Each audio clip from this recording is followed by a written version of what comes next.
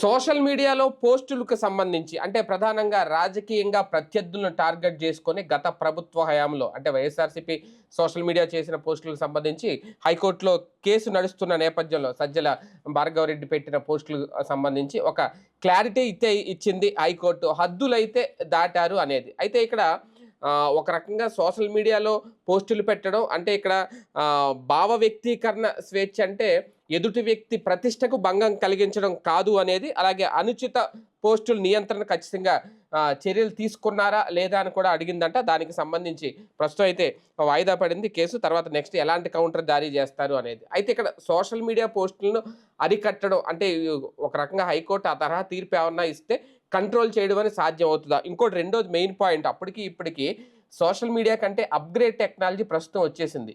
AI technology వచ్చేసింది. ఈ AI టెక్నాలజీలో కొన్ని చూస్తూ ఉంటే మతిపోతున్నాయి. అసలు ఎక్కడో ఉన్న మనిషికి ఎక్కడో వాళ్ళకి అసలు ఊహించలేకపోతున్నాం. అది చాలా అసభ్యకరంగా కూడా వాడుకుంటున్నారు ఆ టెక్నాలజీని ఒక రకంగా. అదే కనుక జరిగితే భవిష్యత్తులో ఇంకన్ని ఇబ్బందులు వస్తాయా? సోషల్ మీడియా నియంత్రణతో పాటు రేపొద్దున ఆ నియంత్రణ దిశగా కూడా ఏ నియంత్రణ దిశగా కూడా ఏమైనా చర్యలు తీసుకోవాల్సి వస్తుందా? ఇదే అంశం మీద చర్చించే ప్రయత్నం చేద్దాం. సార్, అసలు ముందు దీనికి సంబంధించి చూసుకుంటే అంటే వైఎస్ఆర్సీపీ సోషల్ మీడియా విషయంలో గతంలో సజ్జల భార్గవ హయాంలో కొన్ని పెట్టిన పోస్టులకు సంబంధించి హైకోర్టు ఒక స్పష్టత ఇచ్చేసిందా? క్లారిటీ వచ్చింది? ఇంకా నెక్స్ట్ ఎలాంటి చర్యలు తీసుకోబోతుంది అనేదైనా వెయిటింగ్? ఇంకా ఏం లేదు, అది బెయిల్కి సంబంధించిన దాంట్లో జరిగిన ఆర్గ్యుమెంటు ఇంకా చాలా తతంగా నడుస్తుంది. దాంట్లో ప్రస్తుతానికైతే అతను అరెస్ట్ చేయొద్దని స్టే ఇచ్చారు కదా, ముందస్తు బెయిల్ అన్నటువంటిది ఇవ్వాలా లేదా అన్న దాని మీద నడుస్తుంది. అంటే అతను అరెస్ట్ చేయకుండా కంప్లీట్ స్టే ఇవ్వాలా లేదా అన్నటువంటిది. వీళ్ళు వీళ్ళ వాదన వినిపిస్తారు, వాళ్ళు వాళ్ళ వాదన వినిపిస్తారు. కాకపోతే ఇక్కడ ఒకటే కాన్సెప్ట్ అల్లా కావాల్సిందల్లా ఏంటంటే నిజాయితీ కావాలి, చిత్తశుద్ధి కావాలి. ఇది రాజకీయ పక్షాలకు ఉండదు, ప్రభుత్వానికి ఉండదు. ఎందుకంటే ప్రభుత్వాన్ని నడిపేది కూడా రాజకీయ పక్షమే. హైకోర్టు, సుప్రీంకోర్టు ఈ రెండు న్యాయస్థానాలు కూడా ఒక సొంతగా ఒక నిర్ణయం తీసుకోవాలి, సొంతగా ఒక వ్యవస్థను ఏర్పాటు చేసుకోవాలి. కాకపోతే యాజ్ ఫర్ నామ్స్ అయితే ఉండకపోవచ్చు, కానీ వాళ్ళకు ఒక సిస్టమ్ ఉంటుంది. అమికస్ క్యూరీ అని వాళ్ళకు ఒక సిస్టమ్ ఉంది. అంటే ఒకటి ఏదన్నా సుమోటోగా తీసుకుని ప్రజా సమస్యకు సంబంధించి దాంట్లో కోర్టుకి సహాయం చేయడానికి న్యాయవాదుల్ని అమికస్ క్యూరీ అని పెడతారనమాట. వాళ్ళకు ఒక మినిమం అమౌంట్ ఇస్తారు. ఆ రిలేటెడ్ ఇష్యూస్ మీద సలహాలు ఆ లాయర్ ద్వారా తీసుకుంటుంటారనమాట. ఈ అమికస్ క్యూరీ విధానం ద్వారా ఏమన్నా పెట్టడం కానీ, లేదంటే హైకోర్టు ఆర్ సుప్రీంకోర్టు పర్యవేక్షణలో ఒక బృందాన్ని ఏర్పాటు చేసుకుని తటస్థులతో కూడినటువంటిది చెయ్యకపోతే రాబోయే రోజులు మరింత నాశనము. పేపర్లలో, టీవీలలో స్క్రోలింగ్లు, బ్రేకింగ్లు, వార్తలు, సీరియస్సు, నాన్ సీరియస్సు, ఇదే తప్పించి ఏమీ జరగదు. చిత్తశుద్ధి కావాల్సింది నిజంగా సమస్య పరిష్కారం కావాలా అక్కర్లేదా? ఇప్పుడు ఓ పక్కన వైసీపీ సోషల్ మీడియాని తిడుతూ ఇప్పుడు టీడీపీ సోషల్ మీడియా చేస్తుంది ఏంటి, జనసేన సోషల్ మీడియా చేస్తుంది ఏంటి? నిన్న ఫర్ ఎగ్జాంపుల్ పవన్ కళ్యాణ్కి సంబంధించి ఆ స్నానాలు చేస్తున్న దగ్గర ఫోటోది అంతకుముందు ఉన్నటువంటి జానీ సినిమా ఫోటో ఒకటి పెట్టి ఇప్పుడు పొట్ట బాగా లావైపోయాడు ఇది ఫోటో పెట్టేసి కొన్ని మీమ్స్ చేశారు వైసీపీ వాళ్ళు. దాని మీదని జనసేన వాళ్ళు అనేక చోట్ల కేసు పెట్టారు. మరి అదే జగన్మోహన్ రెడ్డి మీద గతంలో స్నానం చేసినటువంటి పెట్టి వీళ్ళు పెడుతున్నారు. అది తప్పన్నప్పుడు వీళ్ళు పెట్టకూడదు కదా. ఇక్కడ జరుగుతున్నది ఏంటంటే మేము ఎదురుండి విమర్శిస్తాం, పడుండు. అదేదో పోక్రీ సినిమాలో ప్రకాష్ రాజ్ది ఒక డైలాగ్ ఉంటుంది, మహేష్ బాబుతో గొడవ పడ్డ తర్వాతన ఆ పక్కన ఒక వ్యాంపు పాత్ర అమ్మాయి ఒక అమ్మాయి ఉంటుంది, గిల్లితే కెవ్వు అంటది, అంటే గిల్లితే గిల్లించుకోవాలి అంటాడు.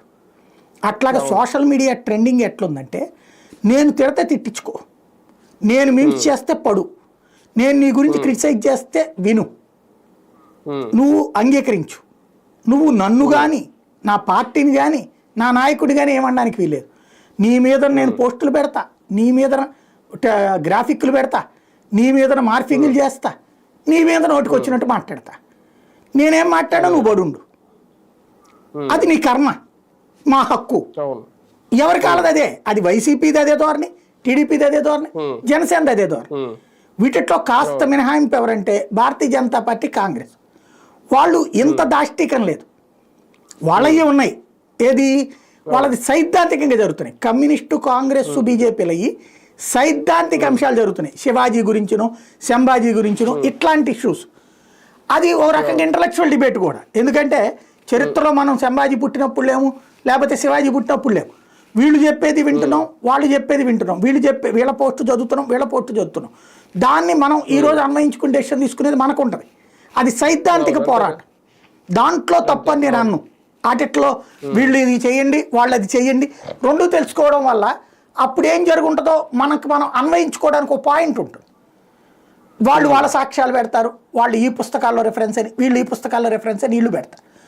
కాబట్టి కాంగ్రెస్, కమ్యూనిస్టు, బీజేపీల మధ్య జరుగుతున్నటువంటిది వ్యక్తిగత దూషణ కంటే ఇది నడుస్తుంది. మళ్ళీ ప్రాంతాల్లో వేరుగుంది. తెలంగాణలో వచ్చేటప్పటికి మళ్ళీ కాంగ్రెస్, బీఆర్ఎస్ల మధ్యన కొంచెం వారు ఎక్కువగానే ఉంది. అయితే ఇక్కడంత దరిద్రంగా లేదు. తెలంగాణ వాళ్ళని మెచ్చుకోవాల్సింది ఏంటంటే ఇక్కడంత దరిద్రంగా లేదు. ఆంధ్రాలో దరిద్రం ఏంటంటే వ్యక్తిత్వ హననాలు.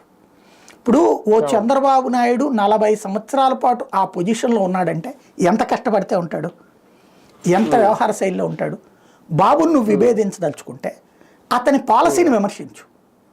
మనం ఇప్పుడు ఎన్నోసార్లు క్రిటిసైజ్ చేస్తాం. అదేంటది పాలసీ. అది జగన్ అయినా, పవన్ అయినా, బాబు అయినా విధాన నిర్ణయాలు వ్యతిరేకిస్తాం, వ్యక్తిగతంగా దూషించం. అతని అనారోగ్యం గురించినో లేకపోతే కుటుంబం గురించినో దూషించం. మనం క్రిటిసిజం అనేటటువంటిది కన్స్ట్రక్టివ్ ఉండాలి. సైద్ధాంతిక అంశాలు, విధానపరమైన అంశాల మీద క్రిటిసైజ్ చేస్తూ దానికి ఆల్టర్నేటివ్ చెప్పు, తప్పులేదు. లేదా ఆల్టర్నేటివ్ చెప్పని క్రిటిసిజం కూడా తప్పులేదు. ఎందుకంటే మనం సినిమాని విమర్శించామంటే మనం కూడా డైరెక్టర్ అయిపోయి ఇంకో సినిమా తీయగలుగుతామని కాదు అర్థం. మనం ఆ సినిమాని చూసాం, మనకి నచ్చలేదు, దాన్ని విమర్శిస్తున్నాం. అంత మాత్రాన నీకు డైరెక్షన్ తెలుసా, నీకు రచయితవా, నీకేం తెలుస్తుంది అని కొంతమంది వాగుతుంటారు. మనం డబ్బులు పెట్టి చూసాం, లేదా ఓటీటీ ప్లాట్ఫామ్ కానీ డబ్బులు పెట్టినా చూస్తాం. చూశాక నాకు నచ్చలేదని చెప్తున్నాం అంతే. ఈ కారణాల వల్ల నచ్చలేదు అంటున్నాం. నీకు నచ్చి తీరాలని చెప్పడానికి లేదు కదా. ఇట్లాగా నువ్వు నీ విధానం అంటే ప్రభుత్వం ఈ నిర్ణయం తీసుకుంది, ఇది నచ్చలేదు, ఈ నిర్ణయం తీసుకుంది, ఇందులో ఇంతవరకు మంచి ఉంది, ఇంతవరకు చెప్పడంలో తప్పులేదు ఎక్కడా కూడా. కానీ జరుగుతున్నటువంటి తంతు అది కాదు కదా. ఇప్పుడు కనబడుతున్నదంతా కూడా విచిత్రమైనటువంటి ఈక్వేషన్ వైపుకి వెళ్తున్నారు. బూతులు, చంద్రబాబు గారి గురించి వీళ్ళు దోషంలో, లోకేష్ గారి గురించి దోషంలో, పవన్ కళ్యాణ్ గారి గురించి దోషంలో, మార్ఫింగ్లు, దారుణమైనటువంటి ఫోటోలు, కుటుంబాలని అవహేళన చేయడం, కుటుంబాలని బూతులు మాట్లాడటం, ఇది వీళ్ళు. ఇటు పక్కన జగన్మోహన్ రెడ్డి, భారతి, వీళ్ళ గురించి వీళ్ళు అందరూ కూడా. వీళ్ళందరూ అసలు ఈ కామెంట్ పెట్టేవాడు, ఇది చేసేవాడు ఏనాడన్నా వాళ్ళ జీవితంలో వాళ్ళ స్థాయికి వెళ్ళగలుగుతారా? వాళ్ళ స్థాయిలు కనీసం వాళ్ళ పిఏగా వెళ్ళగలిగే స్థాయి అన్న ఉంటుంది వీళ్ళు. ఎందుకు ఆ విధమైనటువంటి దోషం అంటే కడుపు మంట తీర్చుకోవడం, లేదా మనం తీసుకుంటున్న డబ్బులకి న్యాయం చేస్తాం. డబ్బులకి తీసుకునే న్యాయం చేయడం అంటే జెన్యునిటీ ఉండాలి. ఇప్పుడు ఎవడో చదువురాని సన్నాసి ఏ తాగుబోతు, ఏ దుర్మార్గుడో చేశాడంటే ఒక అర్థం ఉంది. ఇప్పుడు ఎలా తయారవుతున్నామంటే సోషల్ మీడియాలో పోస్ట్, నాకు భయం వేస్తుంది ఏంటంటే ఒకప్పుడు దొంగ అంటే, గజ దొంగ అంటే, రౌడీ అంటే వీళ్ళందరూ కూడా చదువురాని సన్నాసులు అయి ఉంటారు. అదేదో మన పాత సినిమాలో చూపెట్టినట్టు ఇక్కడ ఒక పుట్టుమచ్చో, లేకపోతే ఘాటు, లేకపోతే దాని మీద ఏంటిది పులిపిరికాయో, లేకపోతే కనుక ఆ గళ్ళ చొక్క, లుంగి, ఓ రౌడీ స్పేస్ అంటే ముద్ర ఉండేది ఆ రోజున. ఇప్పుడు రౌడీయిజం మంచి ఇన్షర్ట్ చేసుకుని రౌడీయిజం. ఇప్పుడు కొత్త సినిమాల్లో కూడా హీరో కంటే విలన్ అందంగా ఉంటున్నాడు. అట్లాగే నిజ జీవితంలో కూడా చదువు రాని వాళ్ళు కాదు, చదువుకున్న దొంగలు తయారవుతున్నారు. ఇవాళ మనల్ని సైబర్ చీటింగ్ చేయాలంటే ఎవడండి చేసేది? చదువుకున్నాడు. అరే వాడెవడో జేబు దొంగతనం చేస్తే చితక్ కొడతాం వాడిని, ఈయన మనం కొట్టట్లా, ఈయన పట్టుకునేటప్పటికి నానా చంకలు ఆకలి వస్తుంది, దొరకడు. అంటే వీడు చదువుకున్న దొంగేగా. ఇది చదువుకున్న మూర్ఖులు వీళ్ళు. ఈ మీమ్స్ చేసేవాడు, మీమ్స్లో వెటకారం ఉంటుంది. ఇప్పుడు ఎదవరకు కార్టూన్లు వేసేవాడు, అది సునిశితమైన హాస్యం. జరుగుతున్న పని మీద సునిశిత విమర్శతో కూడిన హాస్యం. అది అంతవరకు తప్పులే. తర్వాత రోజుల్లో టీవీ ఛానళ్ళు కామెడీ వార్తలు పెట్టాయి, తెలంగాణ యాసలో తీన్మారని అయ్యని అని. అందులో ఆ కంటెంట్ని గుండెల్లోకి తగిలేటందుకు ఒక వెటకారంతో చేస్తారు. ఇంతవరకు కూడా తప్పలేదు. కానీ ఇప్పుడు జరుగుతున్నది అది కాదు. వ్యక్తిత్వ హననం, అసహ్యకరమైన పోలికలు, అసభ్యకరమైన మాటలు, ఇది చాలా జనరల్ అయిపోయినాయి. కానీ ఒకటి సార్, సోషల్ మీడియా అవసరం అనేది ఈవెన్ ఫిల్మ్ ఇండస్ట్రీకి కూడా చాలా అవసరం అయిపోయింది. మొన్న మధ్య నాగ చైతన్య అనుకుంటా అన్నారు, సోషల్ మీడియాకి ఎంతో ఖర్చు పెడతా ఉంటే కానీ మన సినిమాలు హిట్ అవ్వవు, మెయిన్ దాన్ని చూసుకోవాలి. అలాగే రాజకీయాలకు కూడా చాలా అవసరం అయిపోయింది సోషల్ మీడియా. అంటే దీన్ని కంప్లీట్గా రాజకీయాల్లో క్లోజ్ చేయగలుగుతారా అనేది కాదు, కానీ ఇప్పుడు మనం అనుకున్నది ఏదైతే ఉందో ఈ మార్ఫింగ్లు ఇవన్నీ కంట్రోల్ చేయడం అనేది రాజకీయాలు, మిగిలిన ఇండస్ట్రీల గురించి వదిలేద్దాం, రాజకీయాల్లో అది సాధ్యం అవుతుంది. అసలు సోషల్ మీడియా లేకుండానే రాజకీయాలు లేవన్నట్టు ఉన్నాయి. లేదండి, వ్యవస్థ నాకు చాలా బాధ అనిపించేది ఏంటంటే, అంటే కళ్ళెదురుగుండా చూస్తున్న విధ్వంసం చూస్తూ బాధేస్తోంది, భవిష్యత్తు గురించి భయమేస్తోంది. ఎందుకంటే ఇప్పుడు నేను పత్రికల్లో పనిచేసిన రోజుల్లో మాకు ఏ ఒత్తిళ్ళు లేవు. ఇప్పుడు నేను ఈనాడులో పనిచేసిన రోజుల్లో అప్పటికీ తెలుగుదేశం పేపర్ అనే ముద్ర ఉండేది. కానీ నాలాంటి వాళ్ళ మేనేజ్మెంట్ ఎక్కడ ఇబ్బంది పెట్టలా. వార్త రాసినప్పుడు అంతకైతే తెలుగుదేశాన్ని క్రిటిసైజ్ చేస్తూ రాసే వార్తను లోపల పేజీలు వేసేవాళ్ళు, కాంగ్రెస్ని క్రిటిసైజ్ చేసే వార్తని ఫ్రంట్ పేజీలు వేసేవాళ్ళు. ఆ రోజుల్లో నాకు అంత ఐడియా కూడా ఉండేది కాదు. ఇట్లాగా లేదు, ఇంత దారుణంగా లేదు. రెండవది, ఆ ప్రింట్ మీడియాలో కొంత నమ్మకం కోల్పోతున్న రోజులలో, అంటే కొంత మనం ఇట్లా రాయాలి అని ప్రెషర్స్ బిగినైన రోజులు, లేదా పేపర్లు అమ్ముకోవడం, అంటే ఇన్ని పేపర్లు అమ్మి పెట్టాలి, లేకపోతే ఇంత అడ్వర్టైజ్మెంట్ తేవాలి అని బిగినైనాయి. అప్పుడే ఈ వార్త వచ్చాక, ఉదయం అప్పుడేమో యాడ్లు బిగినాయి, వార్త వచ్చాక పేపర్లు అమ్మే సిస్టమ్ బిగినాయింది. ఆ తర్వాత సూర్య అయ్యి వచ్చేటప్పుడు పేపరు కమ్ అడ్వర్టైజ్మెంట్.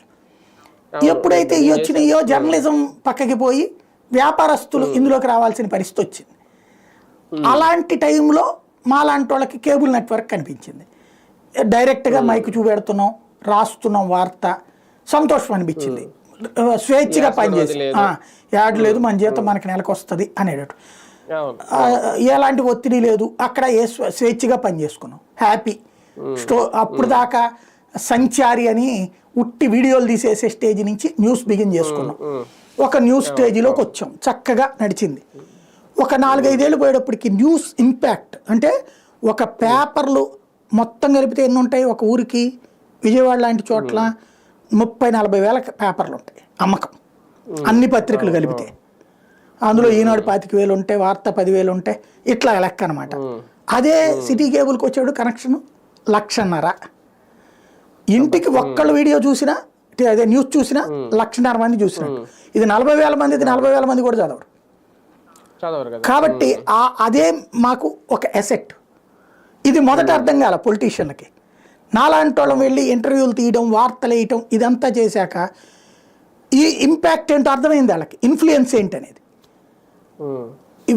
ఏది చివరికి ప్రభుత్వాలు చివరికి మాది అప్పుడు కేబుల్లో వచ్చినటువంటి తీసుకెళ్ళి కార్పొరేషన్ కౌన్సిల్లో డిబేట్లు చేసుకోవాల్సి వచ్చింది. అది సంతోషపడ్డాం మేము, అబ్బా మనం స్థాయి పెంచాం అని చెప్పి. తీరా చూస్తే అక్కడి నుంచి మనల్ని కంట్రోల్ చేసే ప్రయత్నం ప్రారంభమవుతుంది కేబుల్ నెట్వర్క్. ఏంటి అక్కడ కార్పొరేషన్ చేతిలో ఉంటుంది, రాజకీయ నాయకుల చేతిలో ఉంటుంది కేబుల్. ప్రెషర్లు బిగిన్ అవుతున్నాయి, మేనేజ్మెంట్ మీద ప్రెషర్లు. దెన్ వార్తలను కంట్రోల్ చేసే సందర్భం. అప్పుడు ఏంటిరా అనుకున్నాం. ఆ మూమెంట్లో కేబుల్ నెట్వర్క్ నుంచి శాటిలైట్లకు వెళ్ళాం. శాటిలైట్లు వచ్చేటప్పటికి 24 గంటల ఛానల్ వాడిని ఎవడు ఇక్కడ ఆపలేదు లేదు. కాబట్టి మళ్ళీ స్వేచ్ఛగా పనిచేసుకోగలేము. మళ్ళీ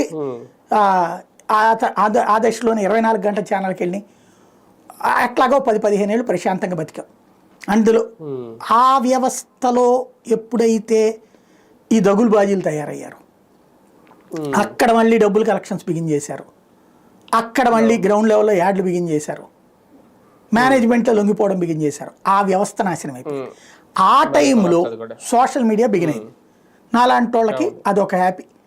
ఏది సోషల్ మీడియాలో ఫస్ట్లో నేను ఫేస్బుక్లో అకౌంట్ తీసినప్పుడు కానీ దాదాపుగా ఒక 6-7 ఏళ్ళు దాకా ఏ ప్రాబ్లం లేదు. పాలిటిక్స్ అక్కడ మాట్లాడేవాళ్ళం కాదు. ఫ్రెండ్స్ అంటే అక్కడే వివిధ రంగాలకు సంబంధించిన వాళ్ళు కలిసేవాళ్ళు, చక్కగా వాళ్ళతో మాట్లాడుతుండేవాళ్ళం, చాట్ చేసేవాళ్ళం, పంచుకునేవాళ్ళం. దాని ద్వారా ఏదన్నా సొసైటీకి మనం చేయగలిగేది చేసేవాళ్ళం. వాళ్ళు మనకి ఫీడ్బ్యాక్ ఇస్తుండేవాళ్ళు, న్యూస్కి మంచి సెటప్ నడిచింది అప్పుడు ఆ రోజులు. ఫేస్బుక్లు, ట్విట్టర్లు ఇట్లాంటి. యూట్యూబ్ తొలినాళ్లలో కూడా ఈ ప్రాబ్లం లేదు. ఇప్పుడు క్రమంగా సోషల్ మీడియా ఎట్లాగైపోయింది అంటే ఇది ఇన్ఫ్లుయెన్స్ చేస్తుందని గ్రహించారు పార్టీలు. ఇది గ్రహించడం బిగిన్ చేసి అంటే పేపర్లను జనం నమ్మకం కోల్పోయారు, టీవీలను జనం నమ్మకం కోల్పోయారు. ఇప్పుడు జనం నమ్ముతున్నది సోషల్ మీడియా. కాబట్టి ఇందులోకి కూడా ఆ బురద వచ్చేసింది. ఇది ఏ స్టేజ్కి వెళ్ళిపోయింది, డబ్బులు పడేసి తప్పుడు విధంగా ఇన్ఫ్లుయెన్స్ చేసేటటువంటి ఇన్ఫ్లుయెన్సర్లను క్రియేట్ చేయడం ప్రారంభించారు.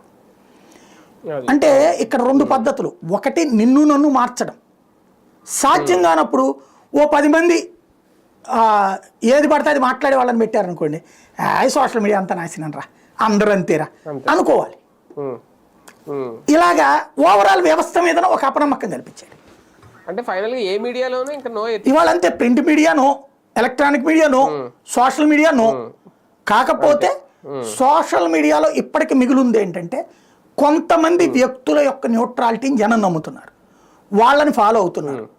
వాళ్ళని వీళ్ళు సామదాన భేద దండోపాయాల ద్వారా బెదిరించడమా, కొనేయటమా, వేధించడమా ఇట్లాగే చేస్తున్నారు. అది కూడా పూర్తయిందంటే ఇంకేమీ లేదు వ్యవస్థ, మనందరం రోడ్డెక్కి కొట్టుకోవాలి అంతే. అంతే. కానీ ఒక రకంగా ఇలాంటివి అయితే కంట్రోల్ అవ్వాలి. అంటే ఈ మార్ఫింగ్లు ఇలాంటి చెప్పాను కదా, నేరుగా న్యాయస్థానాల పర్యవేక్షణలో ఒక కమిటీ వేసి వాళ్ళు న్యూట్రల్గా అన్ని సోషల్ మీడియాల్లో ఈ చెక్ చేస్తూ, అంటే ఇది ఎట్లా ఉండాలంటే 3 అంచెల విధానం ఉండాలి. న్యాయస్థానం ఒక కమిటీ వేయాలి, ప్రభుత్వం తరపున ఒక కమిటీ నేమని చెప్పాలి, పోలీసు, ఐటీ విభాగం, ఐటీ సెల్, వీళ్ళందరికీ ఒక కమిటీ వేయమని చెప్పాలి. ఎందుకంటే వాళ్ళని డైరెక్ట్గా ఇది తీసేపించమని చెప్తే చెయ్యరు. వాళ్ళు ప్రభుత్వానికి అది అనుకూలంగా ఉండే ఉంచుతారు, ప్రభుత్వానికి వ్యతిరేకంగా ఉండేని తీపిస్తారు, విపక్షాన్ని తిట్టే వాటి జోలికి పోరు పోలీస్ కానీ ఆ విభాగాలు కానీ.